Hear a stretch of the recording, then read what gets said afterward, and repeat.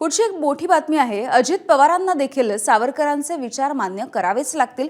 भाजपचे नेते आणि सांस्कृतिक मंत्री आशिष शेलार यांनी ठणकावलंय। आम्ही सावरकरांचे भक्त आहोत, आमचा पक्ष त्यांच्या विचारांवरती चालणारा आहे।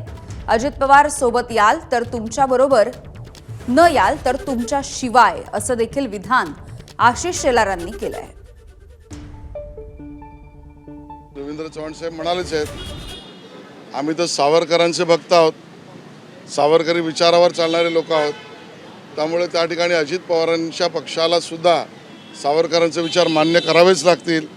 आणि ते विचार आमचे असे आहेत, याल तर तुमच्या बरोबर, न याल तर तुमच्या विना, आणि विरोधात शिरलात तर तुमच्या विरोधात आम्ही आमचं काम करू।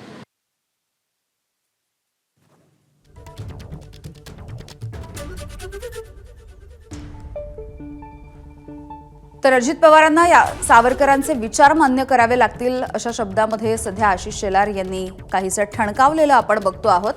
आम्ही सावरकरांचे भक्त आहोत आणि आमचा पक्ष देखील, आमचा भाजप पक्ष देखील सावरकरांच्या विचारांवरती चालणारा आहे, असं शेलारांनी म्हटलेलं आहे।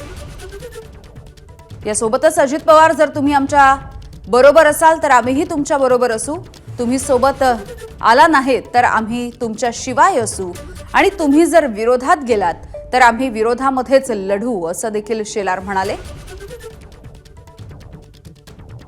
खरं तर गेल्या 2 दिवसांपासून अजित पवार यांची राष्ट्रवादी आणि भाजप यांच्यामध्ये काहीशीही ओढाताण सुरू असलेली बघायला मिळते आहे। आरोप प्रत्यारोप सुरू असलेले बघायला मिळत आहेत। अजित पवार यांनी पुण्यामध्ये घेतलेल्या पत्रकार परिषदेपासून खरं तर याला सुरुवात झाली। यानंतर रवींद्र चव्हाण यांनी देखील एक वक्तव्य केलं होतं। शिवाय देवेंद्र फडणवीसांनी देखील समजूतदारपणाने या सगळ्याविषयी भूमिका घेतली होती। मात्र आता आशिष शेलार यांनी पुन्हा एकदा ठणकावलंय। तर आशिष शेलार नेमकं काय म्हणालेत आपण जाणून घेऊया। रवींद्र चव्हाण साहेब म्हणालेच आहेत, आम्ही तर सावरकरांचे भक्त आहोत, सावरकरी विचारावर चालणारे लोक आहोत।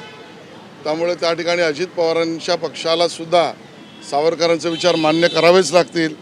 आणि ते विचार आमचे असे आहेत, याल तर तुमच्या बरोबर, न याल तर तुमच्या विना, आणि विरोधात शिरलात तर तुमच्या विरोधात आम्ही आमचं काम करू। रवींद्र चव्हाण साहेब। एबीपी माझा, उघडा डोळे बघा नीट।